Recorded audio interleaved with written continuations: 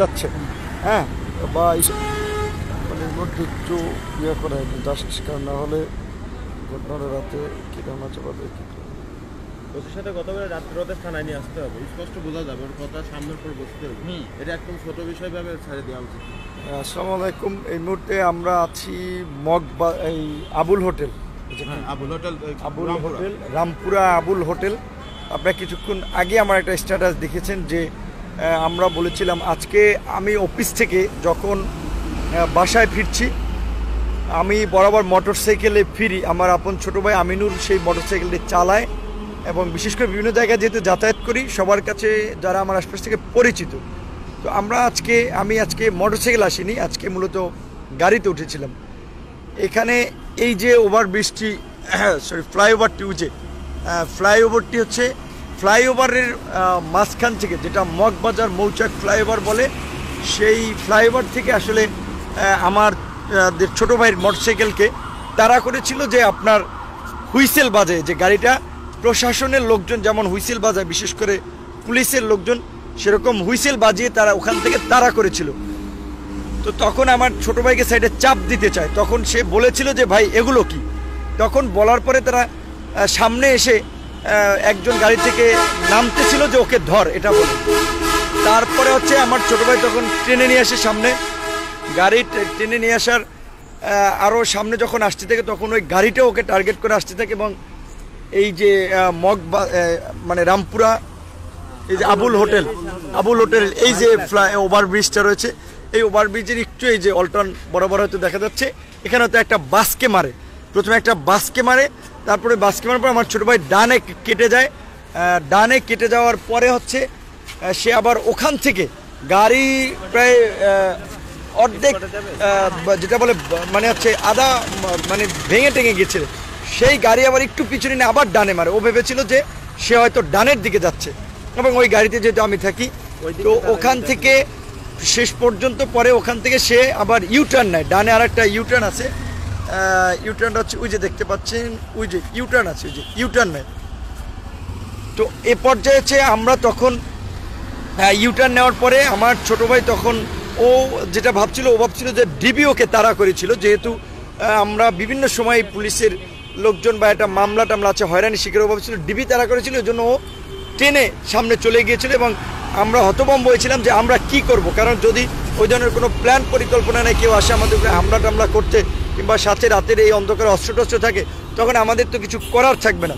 তো তখন আমরা সামনে গিয়ে আমাদের আশপাশে যারা আছে তাদেরকে জানিয়ে এখন আমরা এসেছি এখানে। এইটা এখন যে আমরা এসেছি, পুলিশ প্রশাসন বলেছে আমি যেখানে আছি ঠিক রাস্তার বাম পাশে যেহেতু অ্যাক্সিডেন্ট করেছে, এটি পড়েছে হাতিরঝিল থানায়, ডান পাশটা পড়েছে রামপুরা থানার মধ্যে। এখন তারা কি পদক্ষেপ নিবে সেটি নিয়ে তারা আলোচনা চালাচ্ছে এবং আমরাও বলেছি যে আমরা লিখিত অভিযোগ দিব বা আপনারা পদক্ষেপ নেন। এবং যারা এই গাড়িতে ছিল, যেহেতু ইতিমধ্যে আমি গাড়ির নাম্বার, গাড়িতে যে স্টিকার ছিল সেগুলো সহ ছবি দিয়েছি, সুতরাং তাদেরকে থানায় নিয়ে আসার জন্য বলছি, যে যেহেতু তাদেরকে ছেড়ে দেওয়া হয়েছে এবং গাড়ি এরকম অ্যাক্সিডেন্টের পরেও সেই গাড়ি ইতিমধ্যে ছেড়ে দেওয়া হয়েছে, যে কারণ তারা বলছে যে গাড়িটি নাকি গৃহায়ন ও গণপূর্ত মন্ত্রণালয়ের প্রজেক্ট চেয়ারম্যান সিনিয়র সচিব পদমর্যাদার কোনো কর্মকর্তা, কারণ আমরা আসলে জানি না এই গাড়িটি কাদের, সিনিয়র সচিব হোক, এমপি হোক, মন্ত্রী হোক, একটা গাড়ি এরকম বেপরোয়া অ্যাক্সিডেন্টের পরে তো তাকে ছাড়তে পারে না প্রশাসন, কিন্তু তারা কোন যুক্তিতে কোন ক্ষমতার প্রভাবে ছেড়ে দিয়েছে আমরা জানি না। তো এখন হাতিরঝিল এবং রামপুরা থানার পুলিশ আসতেছে, আমরা দেখি যে তারা আমাদেরকে কি বলে এবং আমরা কি প্রতিকার চাই, এবং এর মাধ্যমে আমরা দেশবাসীকে জানিয়ে রাখছি যে আমাদের উপর যে বিভিন্ন সময় হামলা মামলা হচ্ছে, হত্যার হুমকি দেওয়া হচ্ছে। এর আগেও আমি যেহেতু বাড্ডা এলাকায় থাকি, সে কারণে এই রামপুরা থেকে যাওয়ার পথেও কিছুদিন আগেও আমাকে পিছন থেকে একটি মোটরসাইকেল মানে একটু মেরে দিয়েছিল, ওইভাবে তখন ক্ষতিগ্রস্ত হয়নি, হালকা একটু লেগেছিল। তো আমরা ভেবেছিলাম যে হয়তো রাস্তাঘাটে চলার পথে একটু টুকটাক লাগে, তো স্বাভাবিক এটা, আমরা জানি না যে আসলে এগুলো স্বাভাবিক না অস্বাভাবিক, পরিকল্পিত না অপরিকল্পিত, কারণ আমরা তো এর আগেও অনেক অভিযোগ দিয়েছি।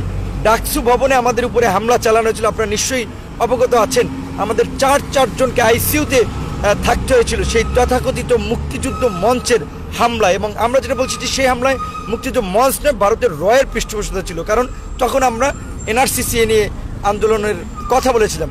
ঠিক একইভাবে আমরা বিভিন্ন সময় বুঝতে পেরেছি, আমাদের শুভাকাঙ্ক্ষীরা আমাদেরকে তথ্য দিচ্ছে সাবধানে চলাফেরার জন্য। তো আজকের ঘটনাটি আসলে কারা ঘটিয়েছে এইটা খুঁজে দেখা দরকার। এটা খুঁজে দেখবে রাষ্ট্র, এটা খুঁজে দেখবে স্বরাষ্ট্র মন্ত্রণালয়। আমরা জানি না আসলে এই ঘটনার কতটুকু কি প্রতিকার পাবো। তো আমরা আবার দেখাচ্ছি এই যে ইউটার্নটা, এই পুলিশের গাড়ি রয়েছে, দুটি পুলিশ 2 থানার ইতিমধ্যে এসেছে। ওই মগবাজার মালিবাগ মৌচাক ফ্লাইওভার থেকে আমাদেরকে তাড়া করেছিল। তো এই লাইভের মাধ্যমে আমরা দেশবাসীকে জানিয়ে দিলাম, কারণ আমরা জানি যে এখানে আমরা আসলে কতটুকু ন্যায় বিচার পাবো কিনা সেটি তো আমরা আসলে নিশ্চিত নই। কারণ এই দেশে অনেক মানুষ গুম হয়ে গেছে, রাজনৈতিক ভিন্নমতের কারণে অনেককে খুন করা হয়েছে, বিশ্বজিৎ আবরারের মতো নিরীহ মানুষকে জীবন দিতে হয়েছে। কাজে আমরা কি ন্যায় বিচার পাবো কিনা জানি না। তো আমাদের বিচার জনগণের কাছে দিয়ে গেলাম এবং আমরা আইনের দ্বারস্থ হব যে আইন আসলে আমাদের জন্য কি করে। কারণ ডাকসুতে যখন হামলা হয়, প্রধানমন্ত্রী বলেছিলেন হামলাকারীদের বিচার হবে, ওবায়দুল কাদের সাহেবও বলেছিলেন বিচার হবে, কিন্তু সেই বিচার বছর ঘুরতে না ঘুরতে কি হয়েছে আপনারাও দেখেছেন, আমরাও দেখেছি যে সেই মুক্তিযুদ্ধ মঞ্চের সন্ত্রাসীদেরকে আপনার অব্যাহতি দেওয়ার জন্য তদন্ত কর্মকর্তা চার্জশিট দেয়। কাজে এখন আজকের এই ঘটনার আমরা দেখি যে শেষ পর্যন্ত জিডি করের কিংবা বিচার পাওয়ার সৌভাগ্য আমাদের হয় কিনা, আসলে এই দেশের আইন আদালত প্রশাসন আমাদের জন্য আছে কিনা। তো সেজন্য আমরা আছি প্রশাসনের লোকজনদের সাথে, পরবর্তী পদক্ষেপ আপনাদেরকে জানিয়ে দেব এবং আপনারাও জানতে পারবেন। আর লাইভের মাধ্যমে আমরা আপনাদেরকে জানালাম, আপনারাও শেয়ার করে আমাদেরকে জানিয়ে দিবেন, একটু সকলকে জানিয়ে দেবেন। এবং আমিনুর এবং আমার ছোট ভাই আমিনুর যে মোটরসাইকেলটি চালায় সবসময়, তার কাছ থেকে একটু সংক্ষেপে শুনেন যে কি ঘটনা ঘটেছিল সেটা একটু সংক্ষেপে বললো। হ্যাঁ, আমি যখন শান্তিনগর ব্রিজের উপর দিয়ে আসতেছিলাম তখন ও পুলিশের হুইসেল বাজায় আসতেছিল, তখন আমি প্রশাসনের গাড়ি ভেবে আমি ওকে ডান সাইড ছেড়ে দিই। তো ও আমরা যখন ব্রিজের উপর থেকে নামি তখন সামনে একটা স্পিড ব্রেকার, ও আমাকে স্পিড ব্রেকারের ওখানে আমার আটকে দিছে। আমি বলছি এগুলো কি ভাই, এগুলো বলার সাথে সাথে ওরা ভিতরে 2 জন ছিল, 2 জন ঝাঁপ খুঁজা গাড়ি থেকে বেরোই বলতেছে ওরে ধর বলছে। আর আমি আবার গাড়ি জোরে টান দিয়া চিপা চাপা দিয়ে আমি চলে আসছি। চলে আসার পরে ও আমাকে পিছ নিছে, ও যে হুইসেল বাজে আসতেছে আমি এটা টের পাচ্ছি। আমি ভাবছি ডিবি আমাদেরকে ধরতে আসতেছে। তো আমি এই ভয়তে আমি গাড়ি জোরে টাইনেছি। আইসা একটা সামনে একটা বাস ছিল, ওই বাসের ডান সাইডে আবার একটু জায়গা ছিল, আমি ওই ডান সাইডের যে জায়গাটা ছিল ওই জায়গা দিয়ে আমি পার হয়ে যাই, সিঙ্গেলটা পার হয়ে যাই। ও আইসা পাশে যখন ঢুকতে মাইরে দিচ্ছে তখন আমি আওয়াজ পাই যে গাড়ি অ্যাক্সিডেন্ট করছে।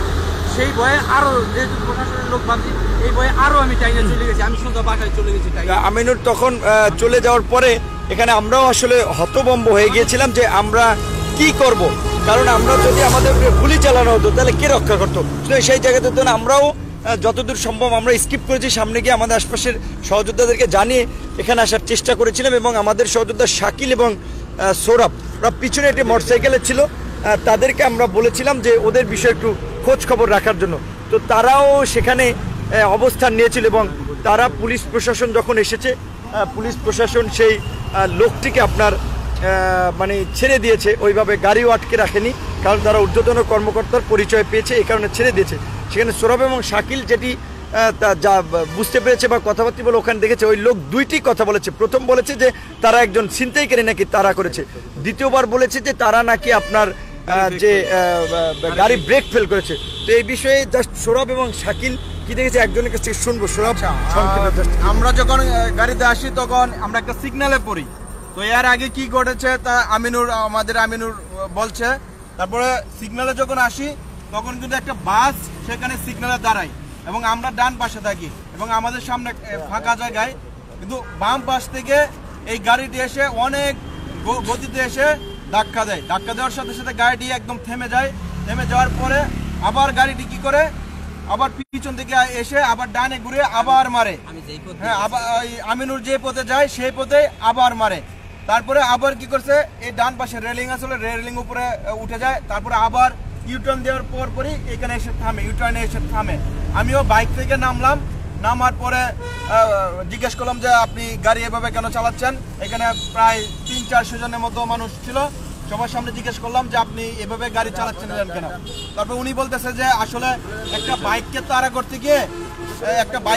করতে গিয়ে আমার গাড়ি এরকম হয়েছে।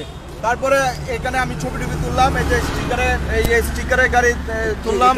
হ্যাঁ, আপনারা দেখতে পাচ্ছেন যে বাংলাদেশের সংসদ সচিবালয়, জাতীয় সংসদ লেখা স্টিকার আছে এবং স্বরাষ্ট্র মন্ত্রণালয়ের একটা স্টিকার আছে নিচে, গাড়ির নম্বর এই যে গাড়িটা দেখা যাচ্ছে, এটা দেখা যাচ্ছে, এটা হচ্ছে গাড়ির নম্বর আপনাদের আগের দিন 316508 এবং এখানে এই ভদ্রলোক গাড়ির মধ্যে ছিল। তো এখন আমরা যে জিনিসটা বলতে চাচ্ছিলাম যে আসলে তারপরে ওই বাইক এখানে পুলিশ আসছে, আসার পরে তারপরে বিপিনুর সহ আমিনুর তারা তো চলে গেছে। তারপরে আমি ওদেরকে জানালাম যে কি করা, তখন বললো যে আমরা আসতেছি তোমরা থাকো। তখন আমি ওই ছেলেকে আবার বললাম যে আচ্ছা আসলে ঘটনাটা কি, আপনি এত জোরে গাড়ি চালাচ্ছেন কেন?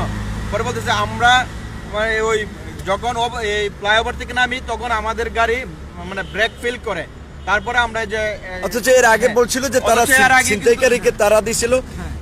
তো তার দুই ধরনের কথা ছিল এবং আমাদের কাছে এই কারণে স্পষ্ট যে আসলে এটা একটা পরিকল্পনা বা প্ল্যান ছিল কিনা। কারণ আমরা যেটা বলেছি যে আমি চলাফেরা করি স্বাভাবিকভাবে, যেহেতু বর্তমান সময়ে আমরা সরকারের দুঃশাসনের বিরুদ্ধে কথা বলার কারণে, প্রতিবাদ করার কারণে নানা সময় আমরা হামলা মামলার শিকার হয়েছি, সেটা দেশবাসী দেখেছে। কাজে যেভাবে বিভিন্নভাবে রাজনীতিবিদদেরকে টার্গেট করা হয়, হত্যা করা হয়, গাড়ি অ্যাক্সিডেন্টের মাধ্যমে মারা হয়, তো আমরা জানি না আসলে আমাদের সাথে এরকম কি করার প্ল্যান পরিকল্পনা ছিল। আর একটা কথা, আমাদের সাথে অনেকগুলো ঘটনা ঘটছে কিন্তু আমরা কোনো একটা ঘটনার তো এ পর্যন্ত বিচার পাইলাম না। যদি বিচার পেতাম তাহলে হয়তো এই ধরনের ঘটনা পুনরাবৃত্তি ঘটতো না। বিচার পাচ্ছি না, যে কারণে এই ধরনের ঘটনাগুলো পুনরাবৃত্তি ঘটছে এবং আমাদের ধারণা এগুলো পৃষ্ঠপোষকতা করে এগুলো করানো হচ্ছে। তো যাই হোক, আমরা এখন দেখি প্রশাসন কি ব্যবস্থা নেয়, তারপরে আমরা দেশের এই বাইকের এই বাইকটাতে সবসময় ভাই ওই একই স্থানে বসে থাকে, আর যেভাবে দাবুত দেওয়া হয়েছে এটা স্পষ্টভাবে বোঝা যাচ্ছে এটা পরিকল্পিত। প্রিয় দেশবাসী, আমরা একটা বীর রত্ন পেয়েছি, আপনারা এই রত্নকে কখনো হারাতে দিয়েন না, এটাই আপনাদের কাছে। আমরা পরবর্তীতে আমাদের বিচার জনগণের কাছে, আমরা জনগণকে সাথে নিয়ে সেটা আমাদেরকে বাঁচতে হবে, যেটা কারণ আমরা মনে করি এভাবে যদি টার্গেট করা হয়, অ্যাক্সিডেন্টের মাধ্যমে মেরে ফেলা, বিভিন্নভাবে হামলা করে মেরে ফেলা, তাহলে এইভাবে আসলে কতদিন আমরা জানি না সেফ থাকতে পারবো। আর আমরা তো বিভিন্ন সময় নিরাপত্তার জন্য জিডি করেছি, প্রশাসনের কাছে নিরাপত্তা চেয়েছি, কখনোই নিরাপত্তা পাইনি, বরঞ্চ পুলিশের উপস্থিতিতে বেধড়ক পিটানো হয়েছে, আহত করা হয়েছে, হসপিটালে যেতে দেয়নি। কাজে এখন দেখা যাক এই ঘটনার বিরুদ্ধে সরকার এবং প্রশাসন কি ব্যবস্থা নেয়। ধন্যবাদ। লাইভটি শেয়ার করার মাধ্যমে সবার কাছে পৌঁছে দেবেন যে এই ধরনের হত্যাকাণ্ডের চেষ্টা করা হচ্ছে, আমাদেরকে থামিয়ে দেওয়ার চেষ্টা করা হচ্ছে, খুন করার চেষ্টা করা হচ্ছে, গুম করার চেষ্টা করা হচ্ছে। ধন্যবাদ।